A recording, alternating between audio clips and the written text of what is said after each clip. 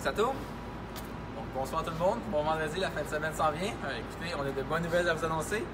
Aujourd'hui, je suis avec Yannick Boily. On est chez Première Aviation Québec et c'est pour vous annoncer la prochaine porte ouverte emploi et formation qui va avoir lieu demain, le 2 décembre, à compter de 10 h. Donc, Yannick, peux-tu nous en dire un peu plus sur à quoi peuvent s'attendre les gens demain? Oui, bien demain, on va avoir une super belle journée. On va avoir un bel accueil, des cadeaux pour les visiteurs, des beignes, du café. Puis on propose une immersion dans la journée d'un technicien d'entretien d'aéronef.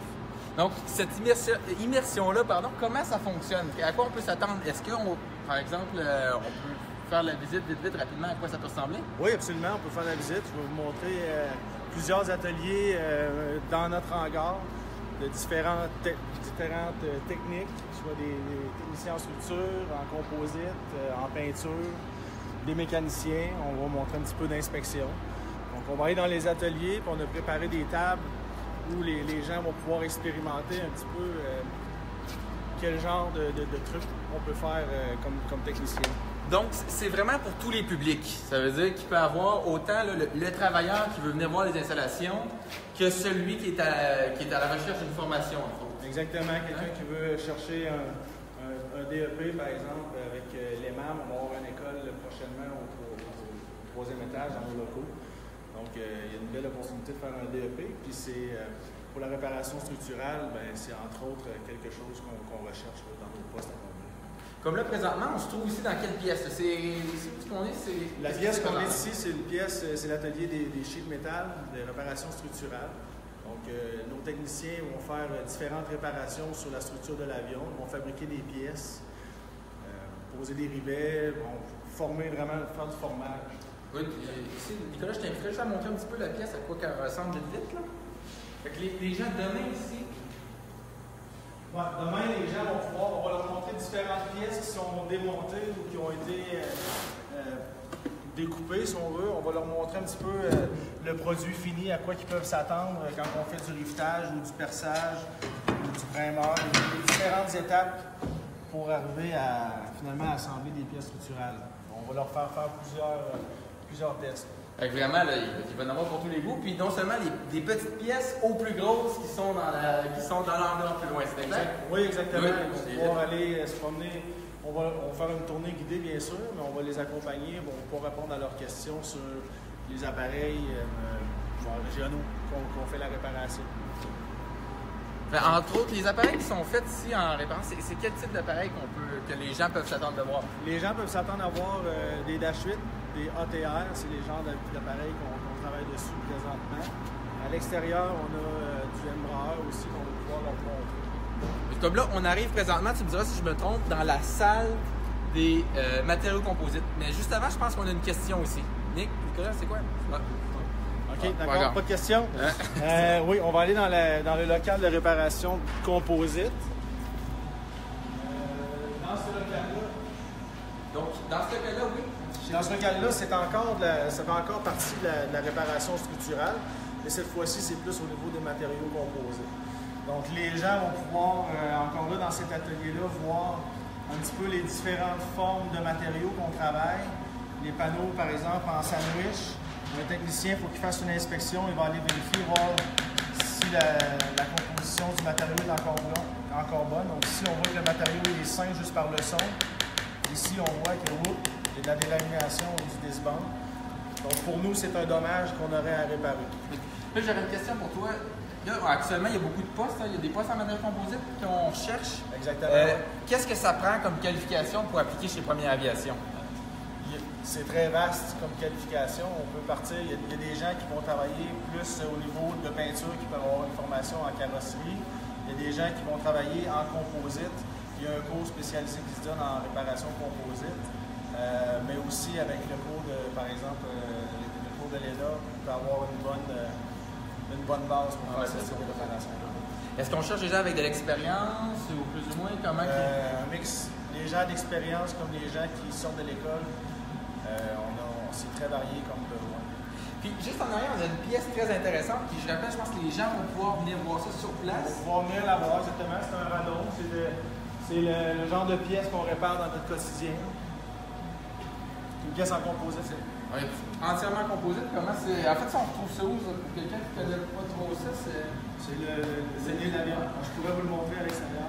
Excellent, allons le voir à l'instant.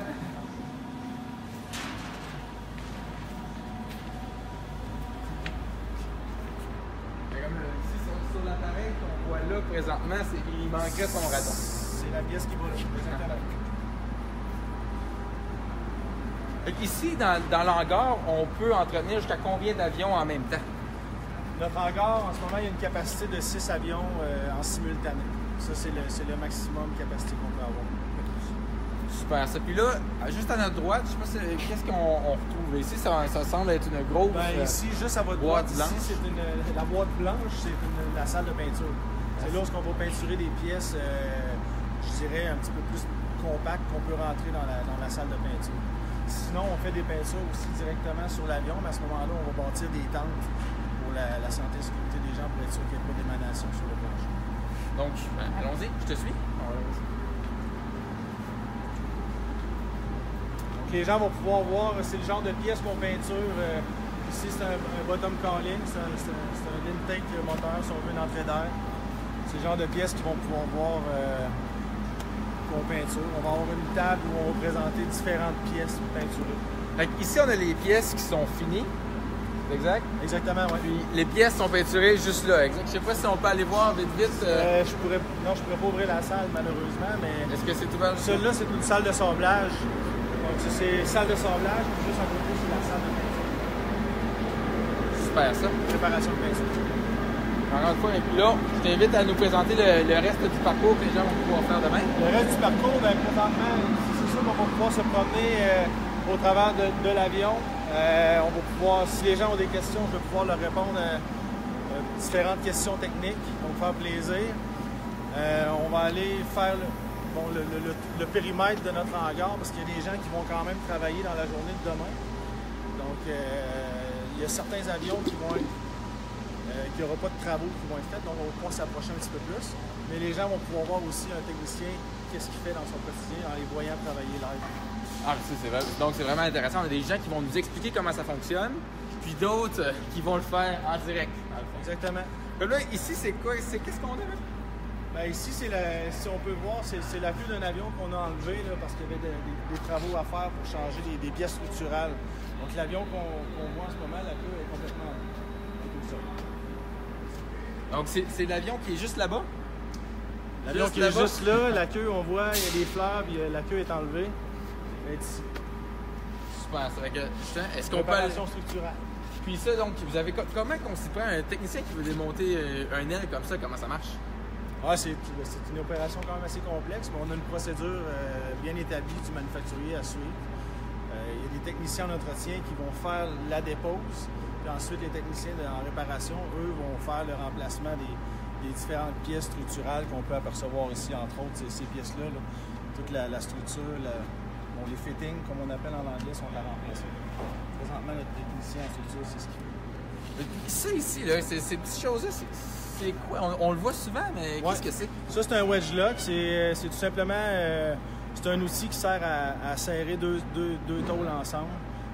Pour qu'on puisse faire notre perçage puis ensuite faire notre assemblage.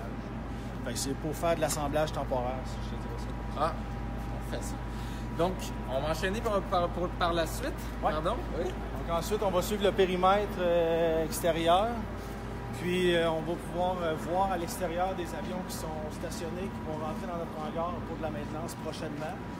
Présentement, il fait noir dehors un petit peu. Oui, c'est un peu difficile de voir à l'extérieur. Hein? Donc, ici, ça va vraiment être l'environnement des mécaniciens qu'on va pouvoir apercevoir. Comme là, cet avion-là, qu'est-ce que c'est? C'est quel modèle, celui-là? Pour les gens à la maison là, qui ne savent pas nécessairement. Ouais. Un ATR, puis... Exactement. Il y a quel cas de air entier? Qu'est-ce que vous faites en ce moment sur cet appareil? Présentement, on essaie de réparer la queue pour la réinstaller. C'est tout ce qui reste à faire pour pouvoir faire la livraison de cet avion-là à notre client. Puis, le type de maintenance que vous faites ici, c'est quoi?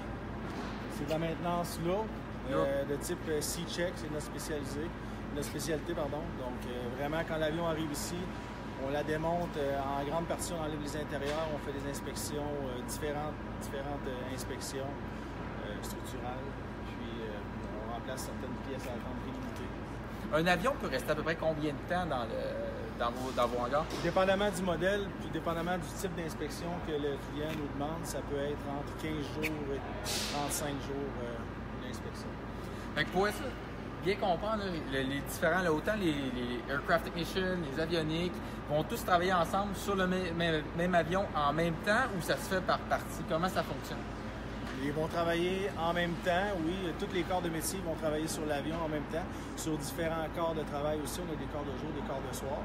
Mais on parle d'une vingtaine, entre 20 et 30 techniciens par jour qui travaillent sur un avion. Fait qu'il faut être en mesure de travailler en équipe facilement. Oui, absolument. Il faut travailler en équipe. On parle d'équipe de combien à peu près sur un avion?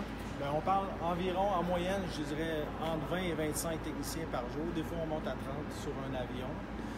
Mais c'est plusieurs cellules de travail, dépendamment du corps de métier que la personne travaille. Est-ce qu'il y a possibilité de s'approcher un petit peu qu'on voit là, vite pour permettre aux gens de voir quoi ça a l'air? Oui, absolument, on peut s'approcher.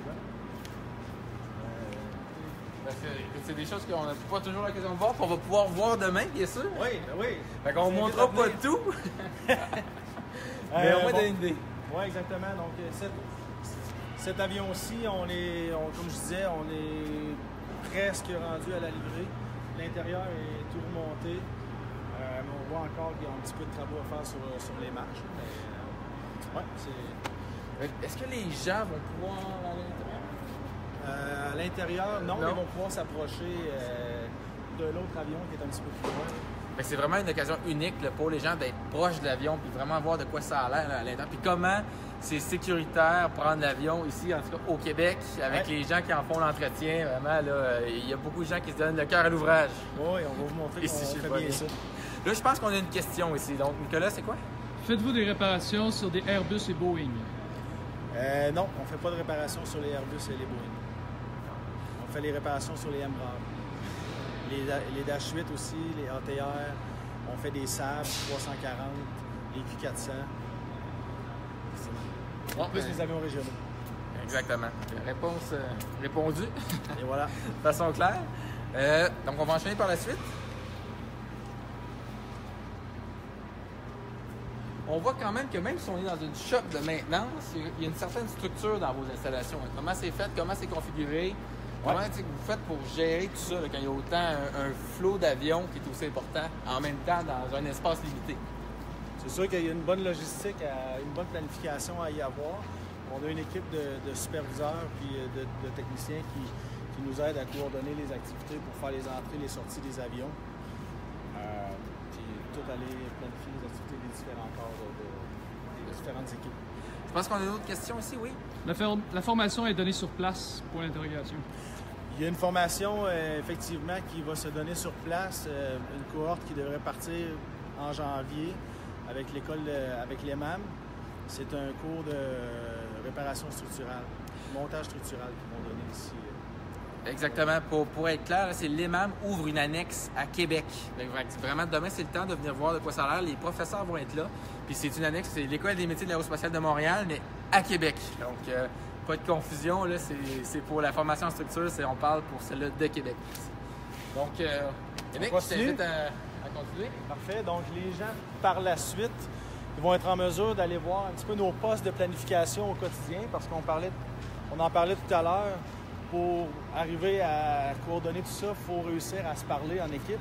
Il y a des acheteurs on rencontre les acheteurs, par exemple, à tous les matins avec des planificateurs, tous les superviseurs, les chefs d'équipe. On se rencontre à chaque poste de planification de nos avions, puis on parle de nos enjeux du quotidien, les pièces qu'on a de besoin. On parle, par exemple, des demandes d'ingénierie à faire. On regarde les priorités pour pouvoir livrer l'avion finalement dans les délais qu'on a besoin. On va pouvoir expérimenter un petit peu nos postes de planification, comme on va pouvoir expliquer un petit peu c'est quoi nos indicateurs de performance pour voir si on est en train de livrer à temps ou en retard le projet. Il y a une certaine cadence à respecter dans le fond, parce qu'il faut dire aux gens à la maison, c'est un avion qui est au sol, c'est pas payant. Il faut que ça vole pour les transporteurs. Exactement. Donc nous, si notre client il nous a demandé par exemple de livrer son avion en 30 jours, on va faire le nécessaire pour y arriver. Donc il faut vraiment planifier nos activités. Puis à tous les jours, on va aller vérifier. On va s'assurer qu'on est toujours selon le plan qu'on avait établi. On a un exemple de plan ici. Donc à tous les jours, on regarde la séquence qu'on devrait être. Puis, je pense qu'on a 2 questions présentement. Oui, donc Nicolas, je t'écoute. C'est 2 questions pour la formation. D'abord, est-ce qu'il y a des prérequis nécessaires pour faire la formation? Puis, est-ce que la formation est donnée pendant le jour ou le soir?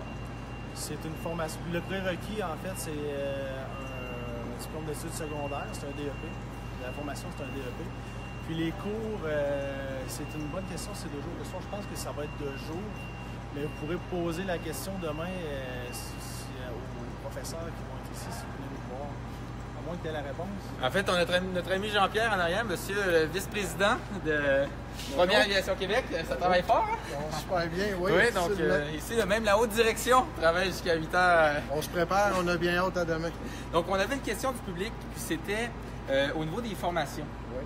Est-ce que la formation est donnée de jour ou de soir? La formation, pour le moment, avec l'école, ils s'entendent de faire la formation de jour. Donc, lundi au vendredi.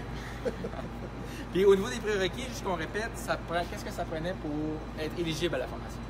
Honnêtement, je pense que c'est secondaire 5. Une fois que le secondaire 5 est fait, intéressé à apprendre un métier de structure, de sheet metal, bien, la formation est toute là pour que vous puissiez l'apprendre, l'enseigner. Vous allez voir des avions. Pendant que vous êtes ici à l'école, vous allez voir live des avions pour pouvoir concrétiser qu'est-ce qu'ils vous enseignent. Le bon profil qu'on cherche comme un étudiant modèle, appelons-le comme ça, c'est qu'est-ce qu'on cherche comme profil d'étudiant? Écoute, moi, je cherche quelqu'un. Vous allez voir, si vous venez ici demain, là, vous allez voir les avions. Vous avez la passion, comme nous autres, on a la passion de vouloir travailler en aviation. Déjà là, ça va être un bon critère. Deuxième critère, je dirais, quelqu'un qui a une bonne dextérité, puis quelqu'un qui cherche à travailler en équipe, parce que vous allez voir, il y a beaucoup de travail d'équipe qui se fait pour une réparation. C'est un gros garage, travailler dans l'aviation, faire de l'entretien, mais ici, c'est un peu plus spécialisé, c'est ce qui est le fun. Bien, merci beaucoup, Jean-Pierre. On va continuer avec Yannick. Parfait. Puis on te revient bientôt. Merci. En fait, je t'invite, lancer l'invitation, c'est demain? Oui, l'invitation, c'est demain. Venez en grand nombre, on vous attend. 10h à 2h demain après-midi. Ça va nous faire plaisir de vous rencontrer. Venez nous serrer la main. Merci, Jean-Pierre. Merci. On va continuer avec toi, Yannick. Oui. On continue la visite. La visite se poursuit. On va pouvoir venir voir un peu un autre avion qui est en réparation. Présentement, on a des techniciens en réparation structurale qui sont en train d'installer une panche sur la partie arrière d'un OTR. On va aller voir ça, mais je pense justement on a encore une question. Pour ceux qui sont à l'étranger, votre centre de formation ferait-il formalité de permis de travail? Oh, c'est une très bonne question, mais on va vous revenir là-dessus prochainement par courriel parce qu'on n'est pas en mesure de répondre dans le moment. Donc, désolé. Ensuite, on s'en excuse. Donc, fait que là, ici, qu'est-ce qui se passe, Yannick, présentement? Là? Les gars, ils ont l'air de travailler fort, en tout cas? Oui, ils travaillent très fort. On a une réparation à faire sur le fuselage de cet avion-là. Il y avait ce qu'on appelle des dents, donc des déformations à la structure. Il a fallu faire une découpe de la pièce endommagée et refaire une nouvelle portion. Donc ça, ce qu'on appelle en anglais une patch. Désolé pour l'anglicisme, mais c'est une patch. Donc, le technicien est en train de se faire un gabarit pour pouvoir faire son perçage. Donc, vraiment, ce qu'on disait tout à l'heure, quand que les étudiants vont avoir l'opportunité d'être sur le terrain, vraiment sur place, en entreprise, bien, il n'y a rien de mieux que ça présentement pour le prouver. Hein? C'est live. Parce que ce qu'ils font là, vous allez commencer par le faire sur des petites plaquettes, si je ne me trompe pas, c'est ça, des petites plaques? Petites plaquettes. Pour ensuite là, de tomber sur appareil. Puis, qu'est-ce qu'il faut faire attention? Il y a quelque chose que tu me disais, je pense tantôt, Yannick, c'est que si on perce trop, on peut faire... Il ne faut pas faire des... Évidemment, il y a quand même un certain niveau de précision à y avoir, donc il faut vraiment être vigilant quand on fait notre perçage. On a certaines séquences à respecter, puis aussi, manipuler nos outils de manière appropriée pour pouvoir faire des trous allongés. Puis, on en a parlé tantôt, j'aimerais ça que tu m'en dises plus. Le fameux outil qui est utilisé par l'assembleur structure, c'est quoi, le rivet gun? Hein? Un rivet gun, oui. Parce que c'est un petit peu plus... Un beau marteau pneumatique. Et là, ça, présentement, il n'y en a pas qui sont en mode perçage. Mais ça, c'est une perceuse, tout simplement une perceuse pour aller faire son rectangle.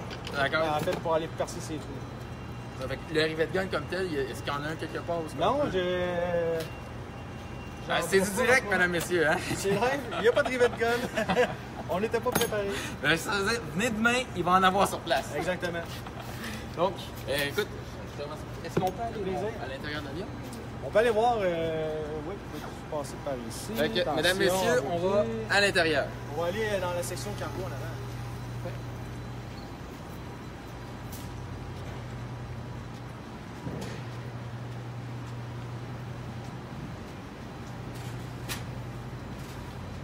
Attention à la marche. Donc, fait là, on se trouve à l'intérieur d'un ATR encore une fois? Oui, tout à fait. Bon, on a fait notre entretien.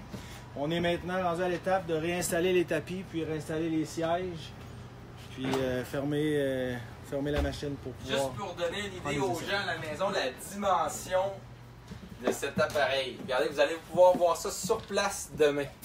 Vraiment là, tiens Nicolas, tu veux finir le...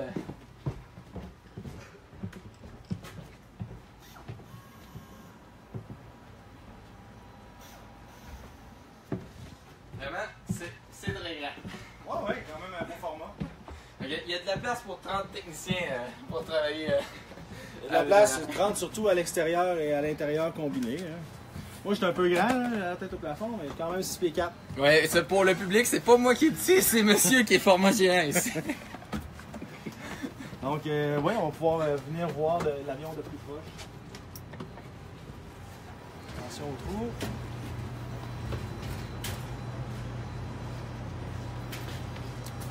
Suite à ça, bon, la visite va pas mal se terminer par finalement la vue de l'intérieur de cet avion-là.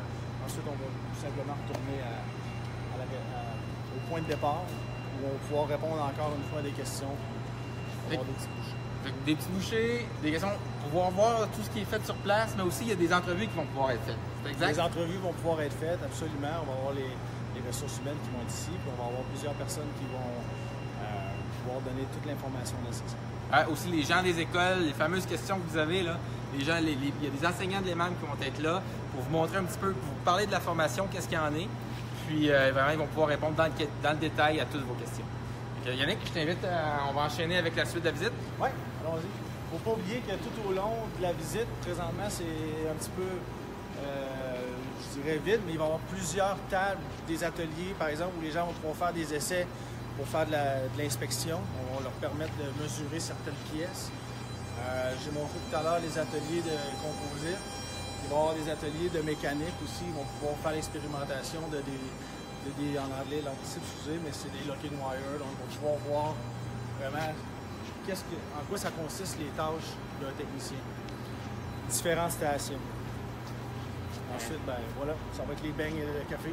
Et on arrive à nouveau au beigne et au café. Au point de départ, exactement. Mais vraiment, là, il y a un effort incroyable qui a été fait par toute l'équipe de Première Aviation. Jean-Pierre qui est en arrière, je t'invite à revenir en avant. Il y a un effort qui a été fait, c'est assez exceptionnel. Écoutez, ça va être tard, on est vendredi soir pour vous présenter tout ça. Puis je pense que ça vaut la peine de venir. Puis non seulement ceux qui cherchent un emploi, mais aussi ceux qui sont à la recherche d'une formation. On offre les deux. C'est la raison d'être de notre porte ouverte demain. Puis réaliser, il y a bien du monde qui ne savent pas qu'on travaille, qu'on fait ce genre de travail ici à Québec. On est le plus gros employeur à Québec. Donc c'est pour ça qu'on veut vous faire part que ici à Québec, si vous voulez travailler en aviation, si vous êtes formé, ça va être la place. Puis demain, on vous ouvre nos portes. On a hâte de vous voir, puis venez-vous-en, on a des beignes, du café comme on a dit. Puis une équipe fort sympathique aussi, hein? Oui, ça faut le dire. Puis juste rappeler l'heure encore une fois, l'adresse, l'heure, c'est important, je pense qu'il faut le dire. Demain, samedi, le 2 décembre, de 10h à 2h l'après-midi, venez nous rencontrer au 808e rue de l'Aéroport, ici à Québec. Quand vous allez rentrer sur le chemin de l'Aéroport, vous allez voir le premier gros hangar à votre droite. Il est écrit, vous ne pourrez pas le manquer. Première Aviation, on vous attend. Et n'oubliez pas d'apporter vos CV. Important, il y a des entrevues qui vont être faites sur place. Apportez vos CV, on le répète, on le rappelle. Puis il y a du parking en masse. Ne stressez pas. On n'est pas au centre-ville de Montréal. Il y a de la place. Il y a de la place pour se parquer. On est prêt à vous accueillir. Oui, merci tout le monde. Je pense 2 questions. Oui. La première question est de savoir, quelqu'un qui demande est-ce qu'il va y avoir un direct demain, un live. Non, il n'y aura pas de direct demain. Il faut vraiment venir sur place pour avoir toute l'information. La deuxième question, y a-t-il des possibilités d'emploi à temps partiel pour étudiants? Oui, absolument. On considère les étudiants à temps partiel. On s'ajuste à leurs horaires. Étant donné qu'on a besoin de main-d'œuvre, on va vous former. Si on venez nous rencontrer, on va pouvoir discuter de ça. On vous remercie beaucoup. Puis écoutez, on se dit à demain. À demain. À bientôt.